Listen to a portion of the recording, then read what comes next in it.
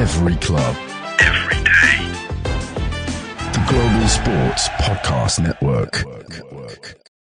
Hello and welcome back to the Daily Palace podcast, brought to you by the Global Sports Podcast Network. We're approaching an international break, so I've stocked my fridge with Carling and pucker pies, and I'm bracing myself for a fortnight in which I can't have my usual snack of baklava dipped in Guinness. With me today to talk about that and a couple of other things, Dan Tanner. How's it going, Dan?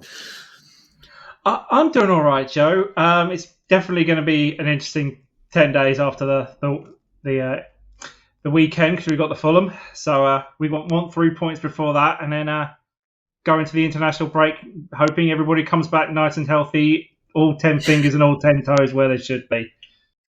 Yeah, I mean it's looking like imagine the Palace treatment room is like a kind of World War One battlefield hospital wing at the moment with the amount of people that are injured, which we'll touch on today. And also with us today is Wale Bakari. How you doing, Wale?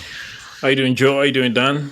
Great to be on the pod tonight. With the thing with the international break is the game before the international break really determines what your mood will be. See, if your team wins, then you're fine to wait the extra week. But if your team loses, you just want the guys to go and come back and, have a go again. But I think it's the third and final one for the year until sometime in February or March. So there's going to be a long span of football before the next international break. So at least I can't wait for this one to come and go already.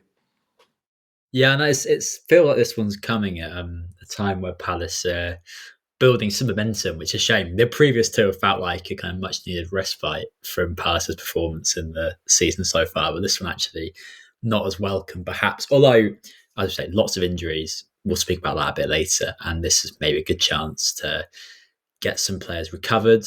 We'll start today by speaking about some of the Palace players who we expect to see in action over the international break, the significance of the games, events they might be involved in. We will then talk about a fresh piece of injury news ahead of the Fulham game in the weekend, and we'll finish by having a nice populist discussion of the things we would ban from the sport. Starting with the international break, we expect Matt Turner to be involved in the US men's national team's doubleheader with Jamaica. Chris Richards, not sure. I kind of hope he won't be going because he's still been inching his way back to fitness. But whether the US decide they're going to take a punt on bringing him, who knows? Hopefully not. But perhaps the most notable thing about the US national team at the moment is that they are under the stewardship of Mauricio Pochettino. Could playing for a manager of that calibre, having some players that play for a manager of that calibre, stand to benefit Palace in any way, do you think, Dan? They would always benefit from a manager of that calibre because, like Poch, and I think we're going to talk about Tuchel later, are two I would consider like top managers that have been kind of ignored by the football establishment. They've been put out to pasture into international football because none of the top teams want them, which I don't understand why.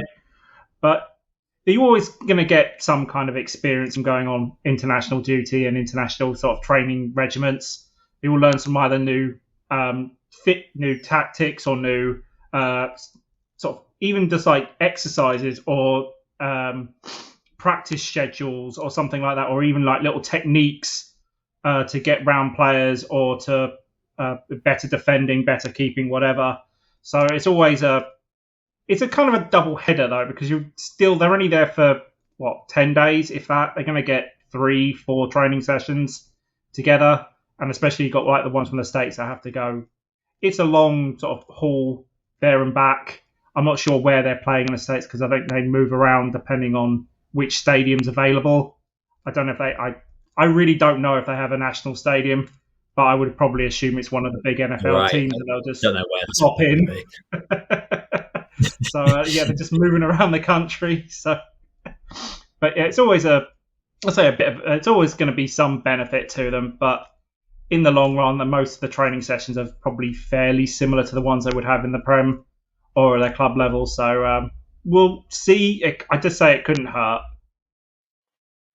Yeah, I mean, I think, as you say, it can't hurt to be coached by a manager of that quality, and Palace, sort of all things being good, like to play quite an aggressive press on the high line, and Richards and Turner will both benefit from his expert coaching in that way, and can hopefully bring some of that back to Palace. I mean, I'm not sure how much, no matter how much Pochettino could improve might help him. I'm not sure how much of Matt Turner we're likely to see, but Chris Richards could. Trevor Chalobah's only here for a season with so many injuries. You know, he could be an important player for Palace next season, this season as well. And if he gets a bit more experience, a bit more coaching from a real expert in those kind of defensive principles, that can only be a good thing.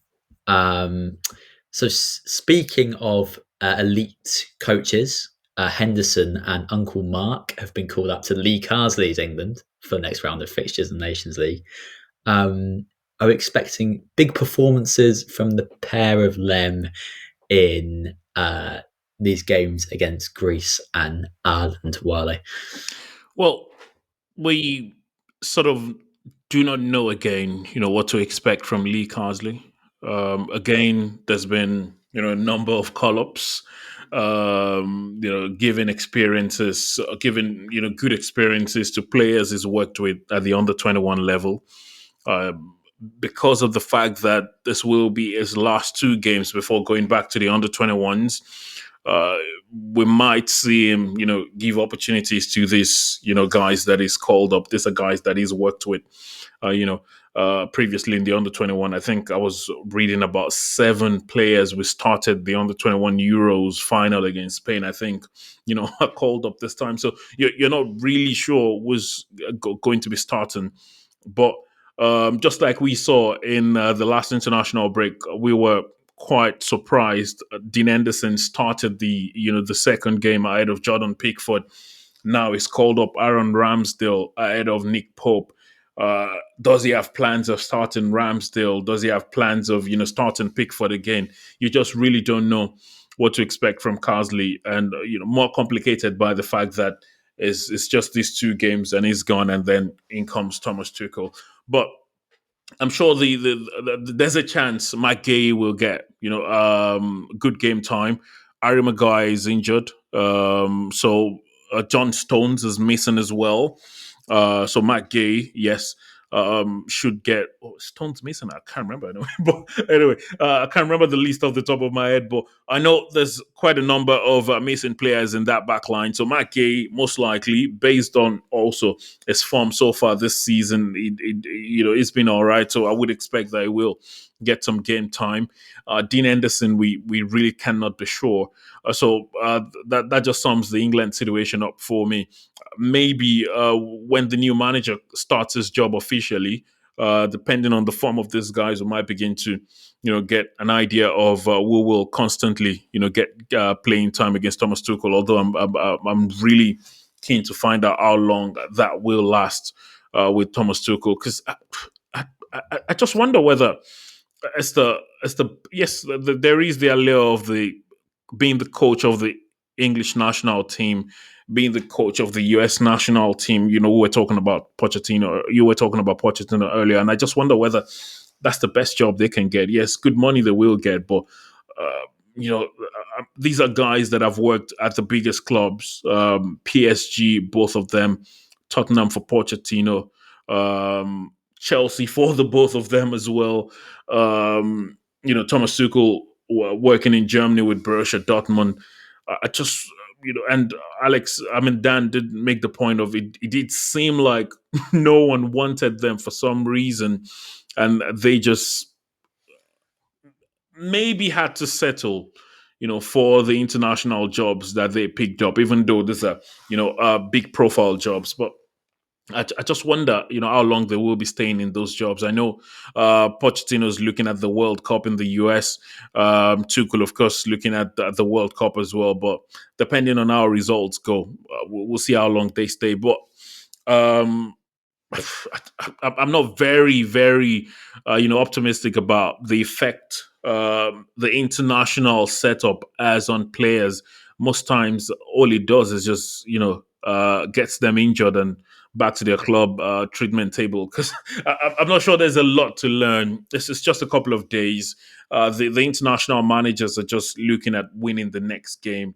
They're not necessarily planning for some structure or this is how I want my team to play on the long run. They tend to plan based more often than not based on the next game, based on the next assignment. So you would find players getting varying information from game to game. So I'm not sure there's a lot to learn, but um, yeah, I might have rambled, on and on a bit this time. But as far as your particular question is concerned, we don't really know what to expect from Carsley and England, and we just really cannot be sure we will be getting game time.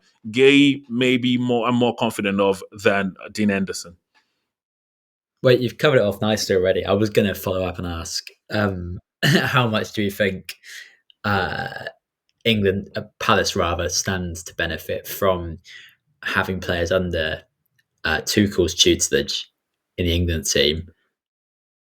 I agree. I take your point that they're kind of, it's really not a lot of time the national team coach has to work with them, and we don't know how long he'll be there. I think he will be there until at least the World Cup and after. I think I'll want to have a go at that. Probably wouldn't have taken the job otherwise, and he's a great sort of tournaments manager. Kind of think the defenders could, certainly Gay, we know Tuchel really likes a back three, and he can benefit from his sort of specific coaching in that system.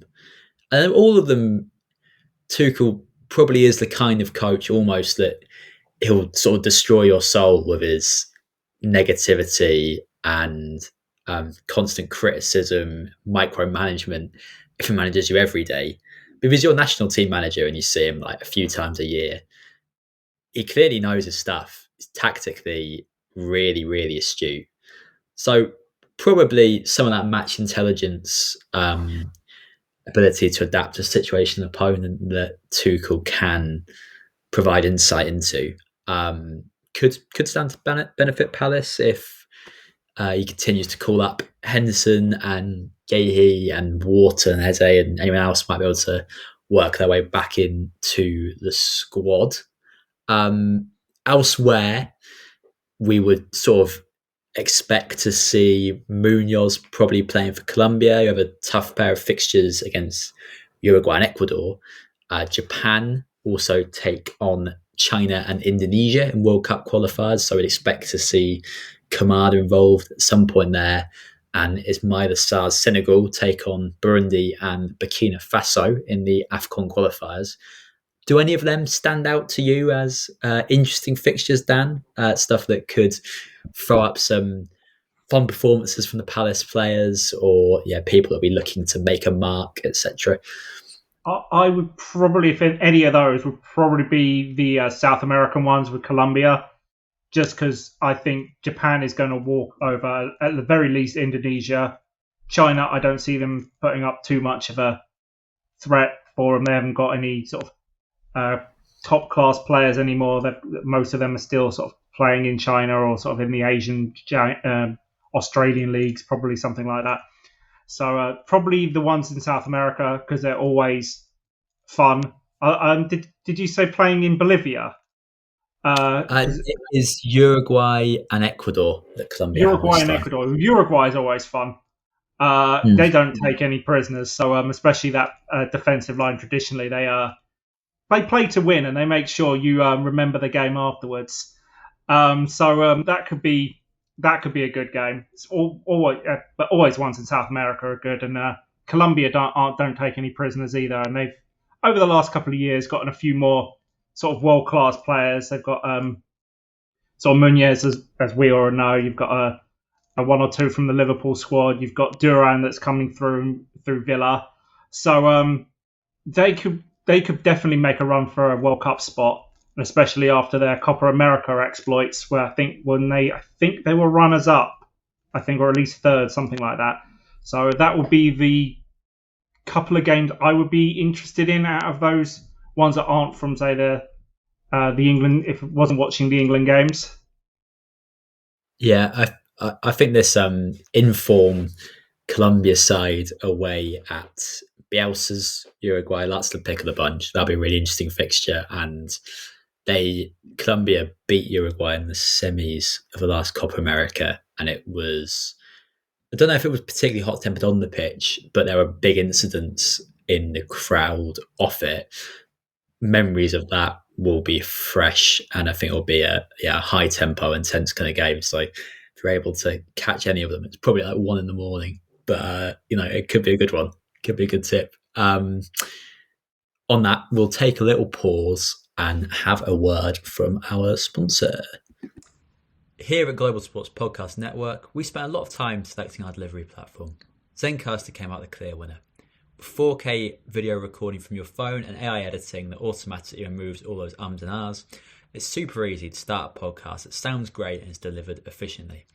If you're ready to tell your story, check out the link in the show description to learn more about Zencastr. Right, so in that injury news we're talking about, Eddie Nketiah, marquee signing of the summer, is now reportedly a major doubt for Palace's game with Fulham at the weekend. The Eagles are already missing Eze, Wharton, Lerma through injuries, and Hughes through suspension, who's already managed to rack up 5 yellow cards in the 10 games have been this season. So fair play to him for that. I think there's some hope that Richards could come back, but yeah, basically it's a pretty severely injury-stricken Palace side. Will Nketiah's absence be a big problem for Palace at the weekend, Wale? Well, of course, missing any player, provides some challenge, some lineup dilemma to the manager. Nketiah has been one of those that have played virtually all games this season. An injury to him, especially considering Eze missed the last game, kinds of complicates matters. It's quite frustrating the way and manner in which the injury occurred. I was just thinking, if I damage my work equipment outside of work, whether my employers would be very happy, even though I earn about in a year what Nketiah earns in a minute. I'm sure they wouldn't be. So I kind of understand, what's happening, in Palace at the moment. But I'm sure Nketiah is not the only player who's having private training sessions. It's not the only player who's got personal plans, of improving his game. What we read or what we've heard is that it might have overstressed or overstretched his muscles in those private training sessions, leading to the hamstring injury. Depending on how long it is, it's never great with hamstring injuries. You just never know. Sometimes it could be 2 weeks. Sometimes you just could be away for 6 weeks. And sometimes you're there, but then you're just not fit and you're just not at, optimum capacity, and you're just scared, to stretch the muscle more than you should. So it's a bit frustrating. Missing him will be definitely a dilemma for Glasner, especially, with when it seems like the team is, getting some momentum, getting some games together. But you could also argue maybe the fact that it's just one game before the international break, if indeed it will be missing the game, or if indeed he's injured, maybe it's a better time to get injured than after the international break when there's a many run of games to come. But very frustrating the manner with the injuries happened. But Eze got injured. Palace got a good result relatively without him. Hopefully, the team will carry on the belief into the Fulham game, and whether Nketiah is missing or not, hopefully the team can still grind out results.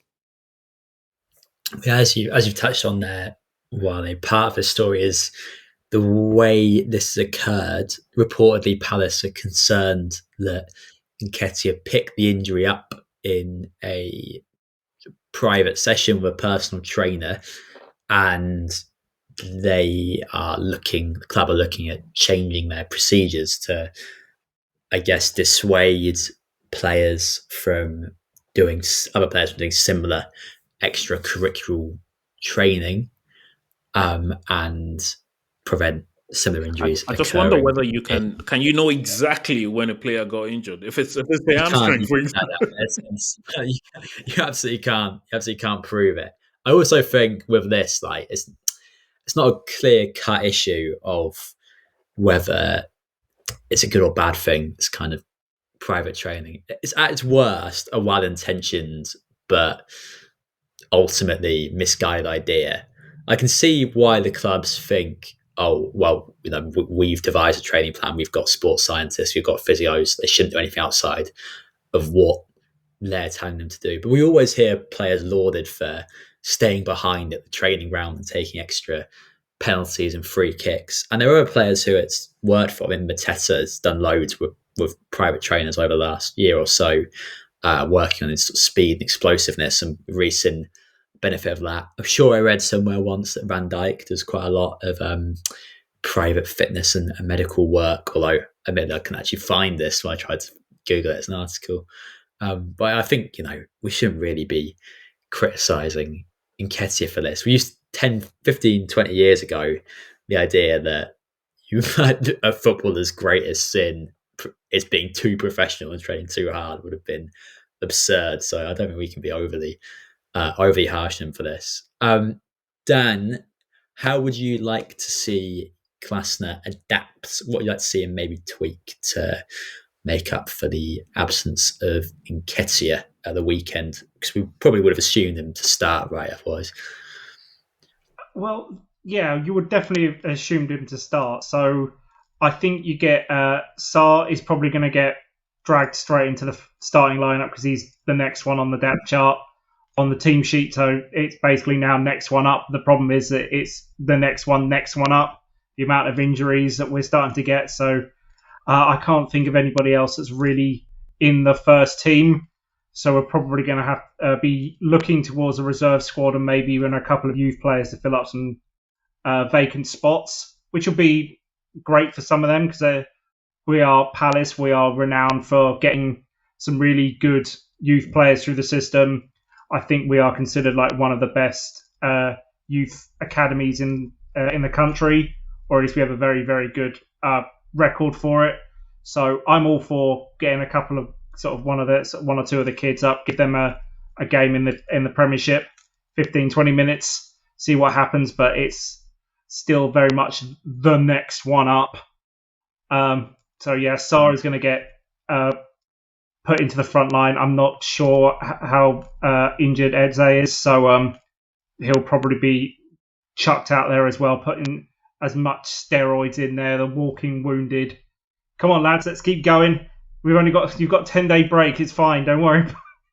Yeah, I think you're right. It's definitely a good opportunity to bring a youth player in. I kind of suspect it'll just be Jeffrey Schlupp coming in. I think probably as well. But there's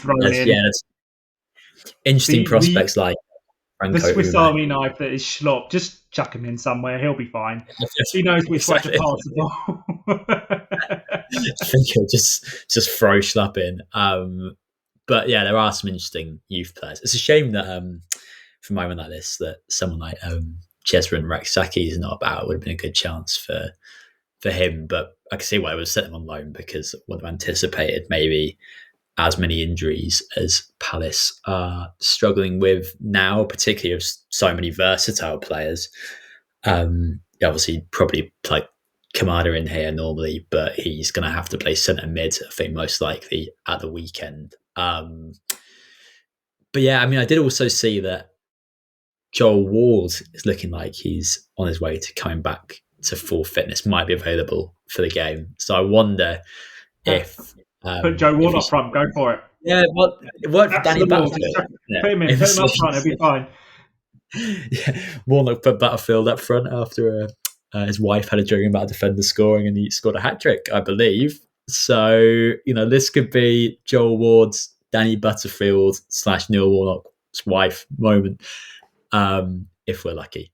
Anyway, I think there, it'd be a good time to have a word from the network before we go into chatting about the things that we would ban from the sport. So don't go anywhere.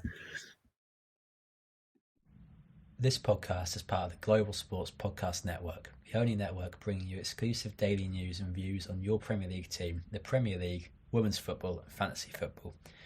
A unique listening experience that puts fans first, bringing you the very latest breaking news from your team. Subscribe wherever you get your podcasts and make us your first listen every day. Global Sports Podcast Network, every club, every day. So obviously there's been some massive news from across the ocean, elsewhere in the English-speaking world over the last couple of days.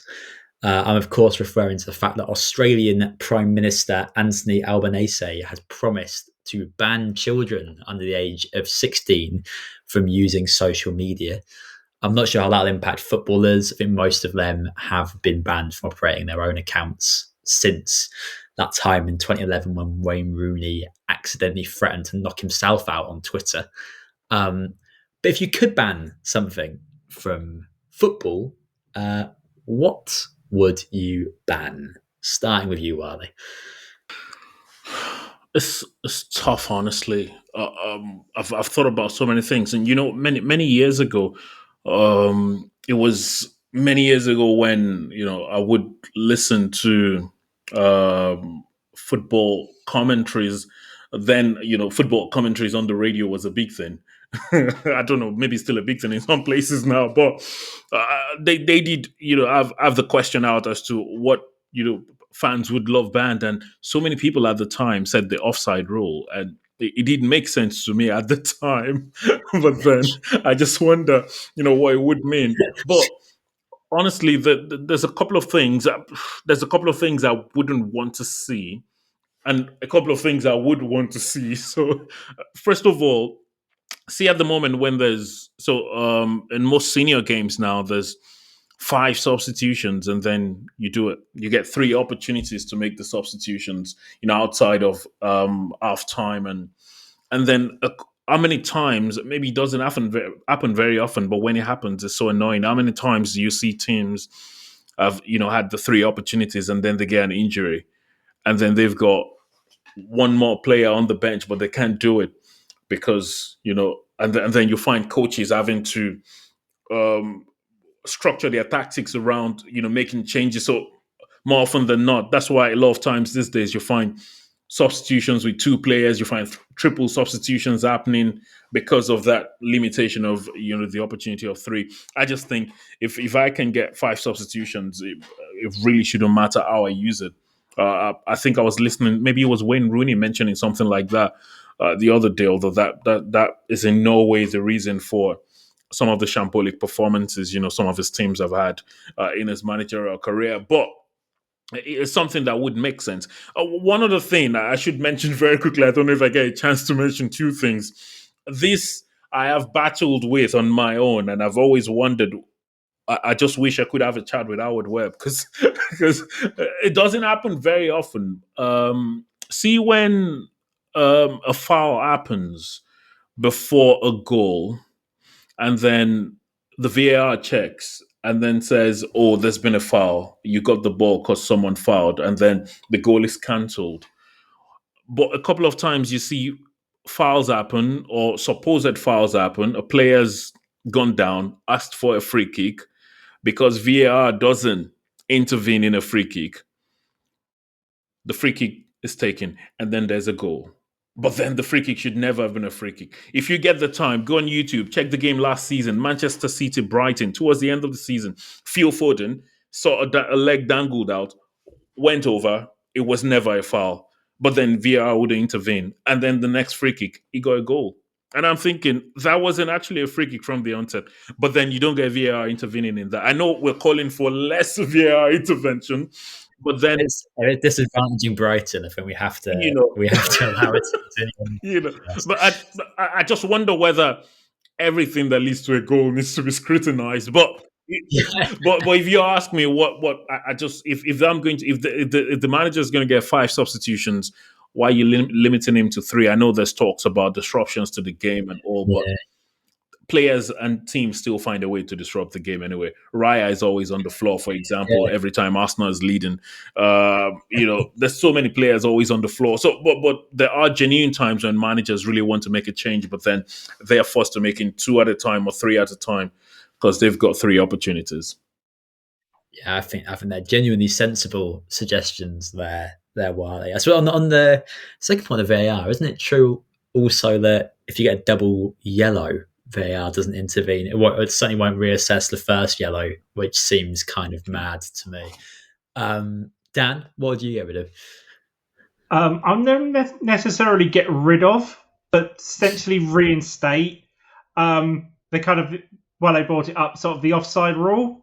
Like, bring it back to where it was maybe a couple of years ago, where it was a bit clearer, like the clear and obvious advantage, not the sort of this VAR assisted, oh, look, his toenail is over the line, and the dodgy lines that they can't draw straight. It's like, I know we've probably taken advantage of these kind of VAR checks over the years, not as many as some other teams I might say, but like a few years ago, an offside was a clear and obvious advantage when you were at least a good half a stride ahead, or you were clearly ahead of the defence. It was a clear and obvious advantage. Now it's a toenail out of place, or your hair is slightly too long, or something, and it just confuses everybody, because you have plenty of times during the season where the same situation will be play out 2 or 3 times over the course of the weekend. One is offside, one isn't, because essentially VAR, the people that are doing VAR, aren't doing their job properly. Or you have I think Arsenal a couple of weeks ago. Arsenal had Arsenal in an Arsenal game, and in I think a Chelsea game, they had exactly the same situation. One was a red card, the other one wasn't, and it stayed, and it was fine. So it's like, I'm kind of half moaning about consistency in refereeing, but that they're only human, etc. But the VAR is supposed to be an assistant to all of this. It's not the arbiter of it all. People seem to forget that the referee has the final say, or is supposed to have the final say. But slightly rambling, doing a while I hear and rambling. But my main point is to sort of have the offside be a little bit clearer, because we all knew what it meant, clear and obvious advantage. So, yeah, just make it clearer again. Yeah, no, I completely agree with that. It's you've gained nothing. If it's lat fractional, it's like a toe. You've not gained enough an advantage from being in that position. It's non-existent. So yeah, if you can't see non-existent. So you can't see a naked eye, then don't give it. I think, yeah, I completely agree. I'll quick go through mine, which is a suggestion which is much less about actually improving the way the game functions, which is to ban non-celebrations / non-reactions to goals. I think football is all about the build-up of tension and the emotional release of a goal being scored. And so I'm not going to allow either a complete non-reaction to goals being scored or a muted, boring celebration like Shearer's points. Both of them are banned. Yellow cards for taking your shirt off or going into the crowd are gone. They're both fine. But you will get a straight red if the ref feels you've held something back from your reaction. I like that. If you're not doing it properly, you're going to get in trouble. Do it properly, or don't do it at all. Everyone's going to be Adebayo and run into the other. Yeah. Exactly. That would improve the sport. I'm thinking about some scenarios where players don't celebrate properly. Typically, I think if you, as I say, you're allowed to have any kind of emotional reactions. It doesn't need to be joy. If you score against a former club, you are allowed to not exactly look happy, but you have to properly commit to being upset. So you can self-flagellate in the corner flag by the former club's fans, or you can beg for forgiveness on your knees. Both of them are fine, or any other creative way of expressing your sorry. Very different scales of forgiveness. You either flog yourself or just I'm sorry, guys. I'm sorry. They're very, properly very on your different knees, ends of the scale there. Although like you're at the church steps in the rain, kind of thing. one I genuinely have a problem with is, giving a player a yellow card for, taking off his shirt. Like, he's got a plain white shirt under his jersey. It's celebrated and you're giving him a yellow card. It's not, I don't understand it. Rivaldo got around it once, I think, by wearing another Rivaldo shirt underneath, which was great. I still love Balotelli's one of "Why Always Me" when he did it. Because you're Balotelli, that's why. Because you do it. And the other one I was going to say for reactions that they often don't celebrate is if you score a consolation goal and there's no hope of getting anything from the match, you have to give it large regardless, angrily rebuke your teammates shouting, "I've done my job," or you can hand your agent's number to the opposition manager. Any of them are fine. They're real emotional responses to having scored in that situation. But I just don't like seeing goals muted by a lack of response by the players. I think on that we can wrap today's episode up. So thank you, Dan and Wale, for joining me. Cheers, Joe. Cheers, always a pleasure, mate. Yeah, and if you've enjoyed it, give us a 5-star review. Tune in again next week. We won't be doing all daily broadcasts next week again because it's the international break, so we'll be dropping out 1 or 2 as and when, but keep your eyes peeled for those. And hope to see you then. Every club, every day. The Global Sports Podcast Network.